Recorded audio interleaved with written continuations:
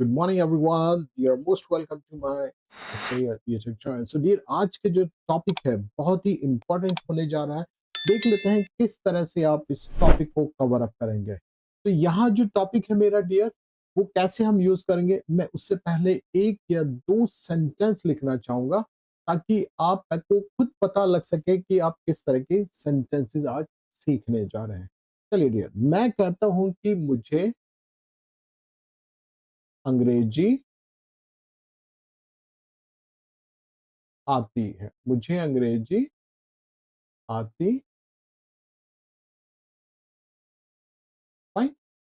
या फिर मैं बोलूं कि मैं अंग्रेजी जानता हूं। मैं अंग्रेजी जानता हूं। मैं अंग्रेजी जानता हूं।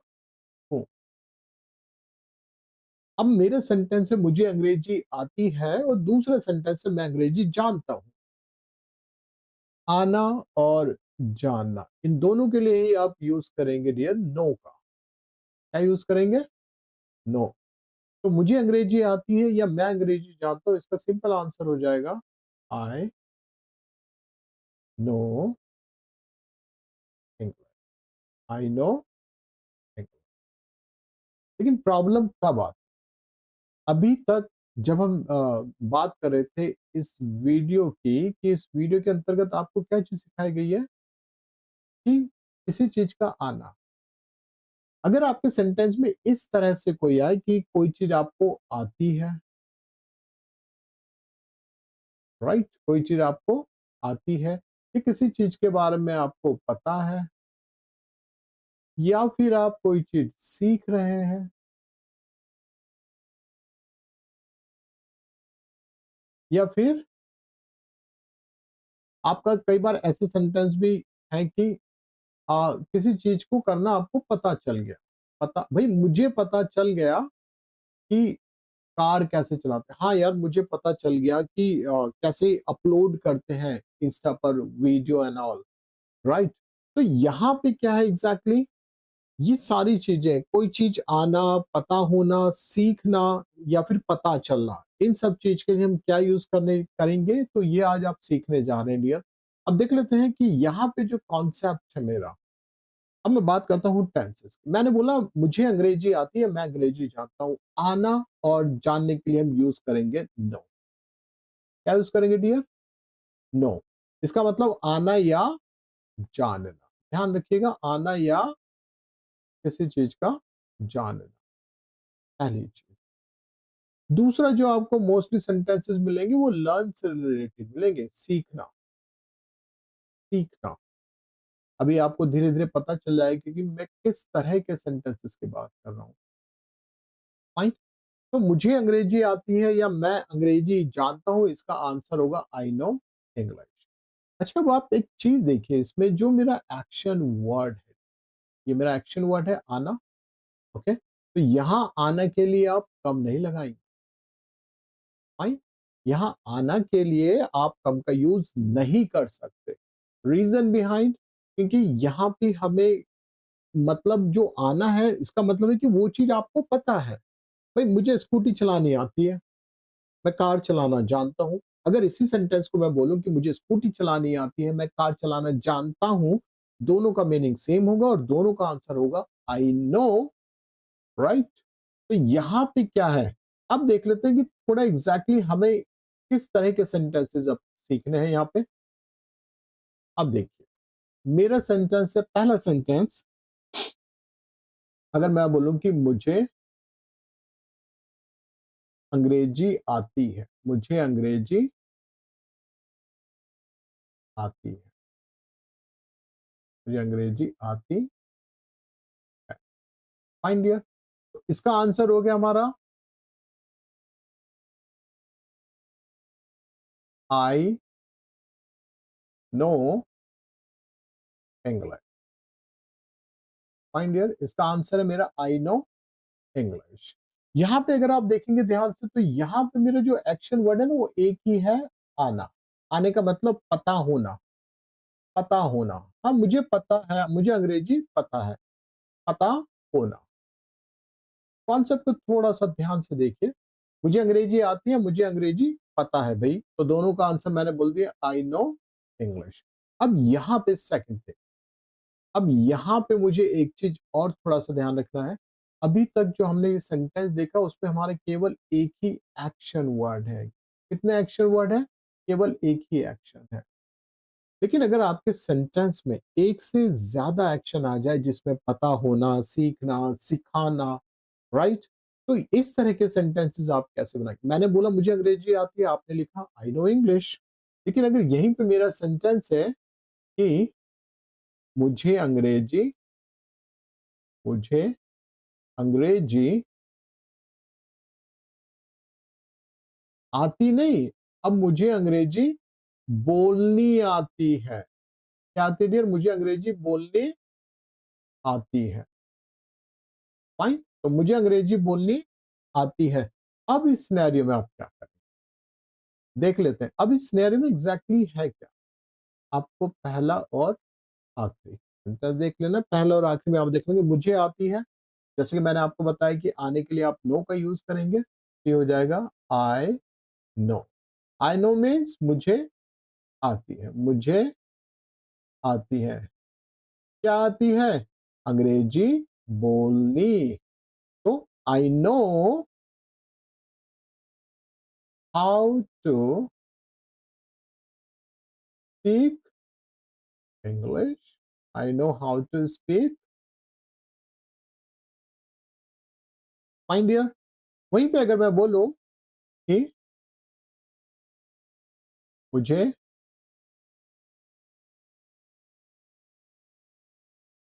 चाय बनानी आती है, मुझे चाय बनानी आती है, तो क्या हो जाएगा डियर? सेम आप इसी तरह से बनाएंगे, मुझे आती है और आपको पता है आने के लिए आप नो का यूज करेंगे, तो आंसर हो जाएगा हमारा I know how to make how to make tea. अब इसी तरह से मेरा नेक्स्ट सेंटेंस क्या है? उसे किसे उसे स्कूटी चलाने आती है, उसे स्कूटी चलानी आती है, तो क्या हो जाएगा? अब उसी में आप कंसीडर मान लीजिए आपने उसी के लिए एफ फीमेल को कंसीडर किया हुआ है, तो फीमेल के लिए हम शी यूज करेंगे डियर। तो she know she knows how to ride a she knows how to ride a scooty. तो ये तरीका है हमारा सेंटेंसेस बनाने का। हमेशा ध्यान रखिएगा दो एक्शन वर्ड होंगे इसमें। पहला तो किसी चीज का आना, अच्छा क्या चीज करनी आती है। जैसे कि अगर मैं बोलूं कि भाई मुझे ना रील बनानी आती है, मुझे रील बनानी आती है, I know how to make reels. उसे तो शाही पनीर बनाना आता है, she knows how to make shahi paneer. भाई हमें खाना बनाना नहीं आता है। अब नेगेटिव सेंस, हमें खाना बनाना नहीं आता है, तो उस सिनेरियो में क्या होगा डियर? देख लेते हैं। जब ऐसा होगा तो उस सिनेरियो में हमारा क्या होगा? अगर मैं बोलूं कि मुझे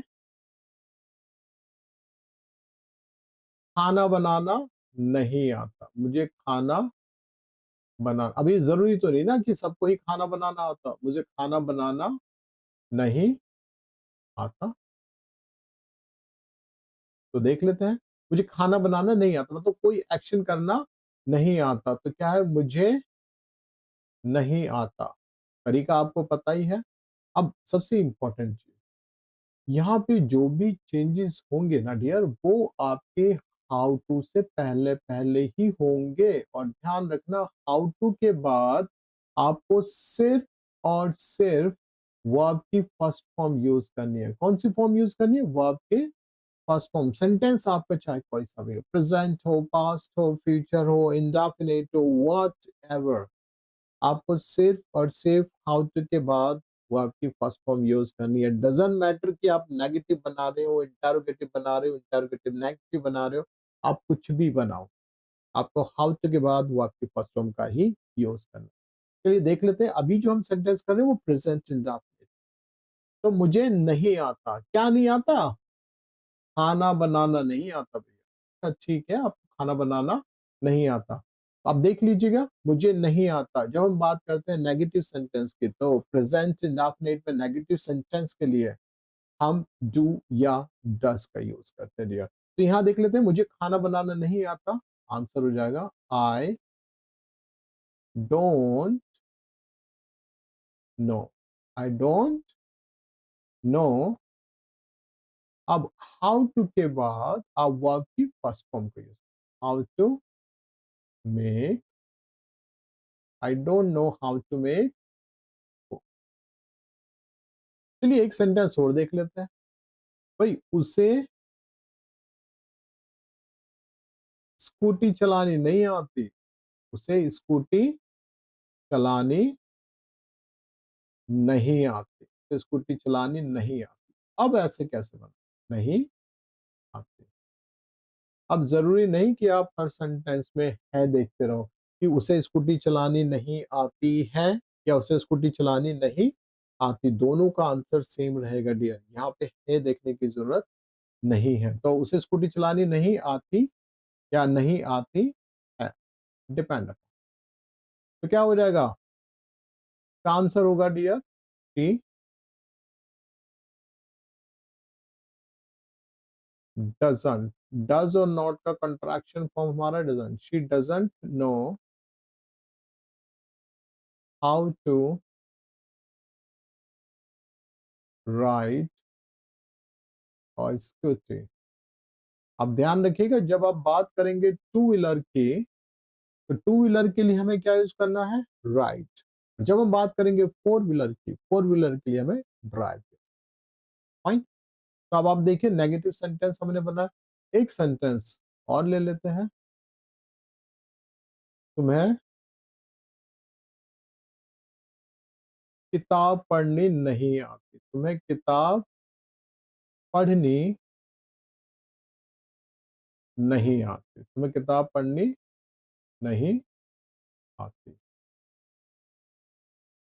तो ये देख लेते हैं, यू, यू के साथ डू नॉट, तो मतलब यू डोंट नो। अब देखिए हर किसी में सेंटेंस में आती, आता एंड आती है, ठीक है। तो इसके लिए हम नो का ही यूज कर रहे हैं।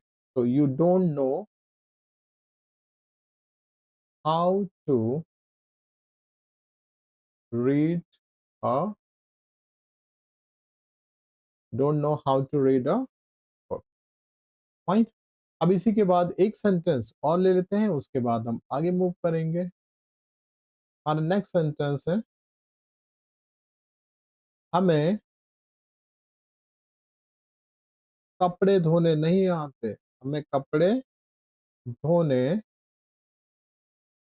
नहीं आते। देखिए ये वीडियो उन्हीं के लिए सबसे ज्यादा यूजफुल होने जा रही है जिन्होंने अभी हाल फिलहाल में ही इंग्लिश सीखना चालू किया है। इसलिए मैंने एक एक कॉन्सेप्ट को बहुत ही अच्छाई और अच्छी तरह से और गहराई से समझाया है, जिसमें आपको सिंपल सेंटेंस अलग से, negative, then interrogative negative, then WH, हम इसी तरह से सारे सेंटेंसेस, इसी पे नहीं हर टॉपिक पे हम इसी तरह से काम करेंगे ताकि आपको एक एक चीज क्लियर हो सके। हमें कपड़े धोने नहीं आते हैं, हमें कपड़े धोने नहीं आते, तो आंसर क्या हो जाएगा डियर, हमें के लिए we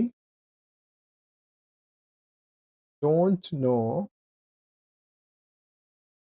how to, we don't know how to wash clothes, we don't know how to wash। Fine dear, ये तो थे हमारे जब हम बात करते हैं नेगेटिव से। अब देख लेते हैं कि हमारा इंटरोगेटिव और इंटरोगेटिव सेंटेंस किस तरह से। अब जब हम बात करेंगे इंटरोगेटिव की, इंटरोगेटिव तो होप सो कि उम्मीद करता हूँ कि आपको पता होगा कि इंटरोगेटिव सेंटेंस क्या होते हैं। अगर नहीं पता तो मैं एक बार और बता देता हूँ इस चैनल के माध्यम से कि एग्जैक्टली इंटरोगेटिव सेंटेंस होते हैं जब आपका सेंटेंस क्या से किससे क्या। अगर मैं बोलूं कि क्या तुम्हें कार चलानी आती है, क्या तुम्हें कार चलानी आती है,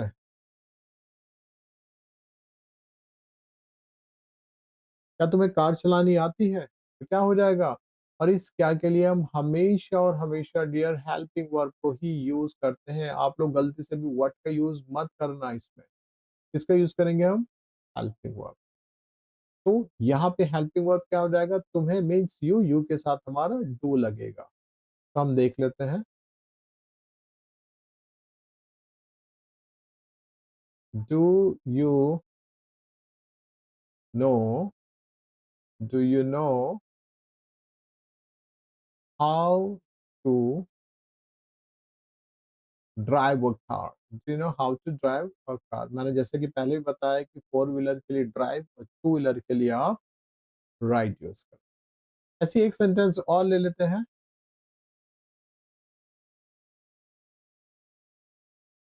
क्या उसे, क्या उसे अंग्रेजी बोलनी आती है, क्या उसे अंग्रेजी बोलनी आती है। तो देख लेते हैं क्या उसे अंग्रेजी बोलनी आती है। तो उसे हम कंसिडर कर लेते हैं डियर एफ, फीमेल कंसिडर कर लेते हैं। एफ के लिए आपको पता है अगर मैं फीमेल की बात करूँ तो शी आएगा। तो क्या उसे अंग्रेजी बोलनी आती है, ठीक है, हेल्पिंग वर्ब डज हो जाएगा। Does she know how to speak, does she know how to speak English. Fine dear. अब बात कर लेते हैं हम इंटरोगेटिव नेगेटिव कि किस तरह से। दो दो एग्जाम्पल मैं दे रहा हूं ताकि आपको इस तरह के सेंटेंस बनाने में कहीं पे भी किसी तरह की भी कोई प्रॉब्लम ना आए। चलिए देख लेते हैं एक इंटरोगेटिव।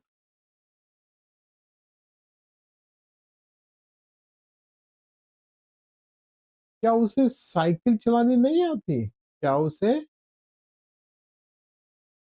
साइकिल, क्या उसे साइकिल चलानी नहीं आती, नहीं। तो क्या होगा डियर इसका आंसर, देख लेते हैं। आपको पता है कि क्या के लिए हम क्या यूज करेंगे, हेल्पिंग वर्ब। तो क्या हो जाएगा जी, डज ही नॉट नो, जी, does he not know how to. अब हम चलाने के लिए यहाँ राइड यूज करेंगे, रीजन बिहाइंड टू व्हीलर के लिए हम राइड। तो does he not know how to ride a bike, does he not know how to ride a bicycle. एक सेंटेंस और ले लेते हैं, क्या राम को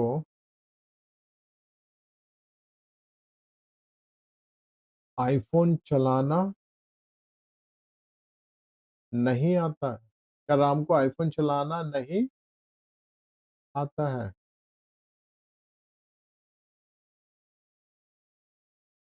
आंसर क्या हो जाएगा डियर।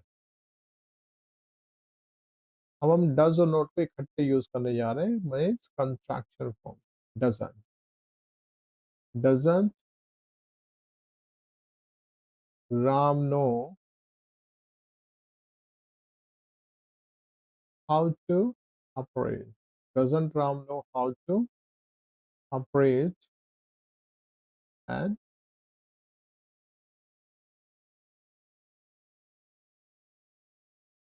होप सो आपको क्लियर हो रहा होगा कि किस तरह से हमें इन सेंटेंसेस में हाउ टू का यूज करना है। ये तभी हमें यूज करना है जब आपके सेंटेंस में एक से ज्यादा एक्शन वर्ड होंगे, और जो वर्ड होगा, अगर आप में आपके सेंटेंस में इस तरह के वर्ड है, किसी चीज का आना, पता होना, सीखना या सिखाना, फिलहाल क्योंकि बिगिनिंग में आप इसी तरह से सीखेंगे डियर, ग्रेजुअली जैसे जैसे आपको एक्सपीरियंस होता रहेगा, आपको इस तरह के और भी सेंटेंसेस बनाना अपने आप आ जाए। फाइन, तो देख लेते हैं नेक्स्ट पूरा है हमारा W H family. W H family देख लेते हैं। अब डब्ल्यू एच फैमिली में डब्ल्यू एच, अगर मैं बोलूं कि भाई तुम्हें अंग्रेजी बोलनी क्यों नहीं आती, तुम्हें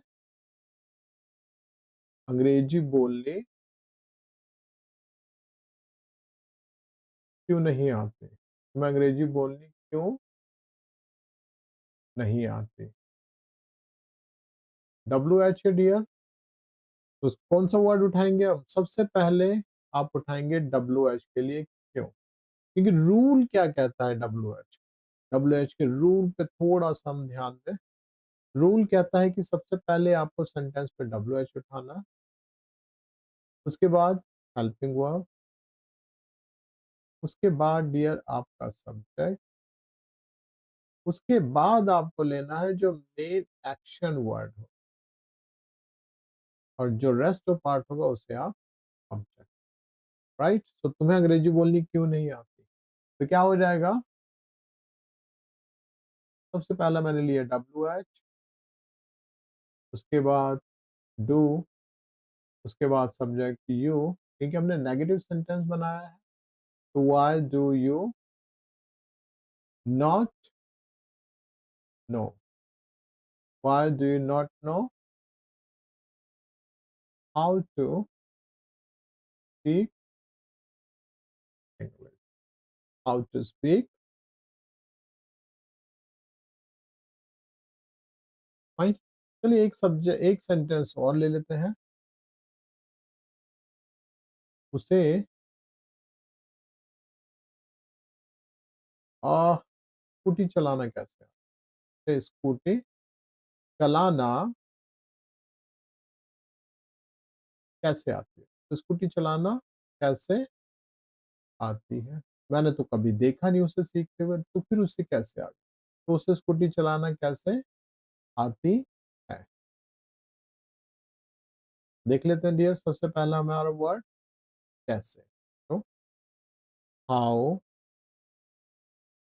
डज, डज क्यों आया, क्योंकि शी का helping verb does, how does she no, यहाँ पे हम कंसिडर शी कर रहे हैं डियर, उसे के लिए how does she know how to ride, और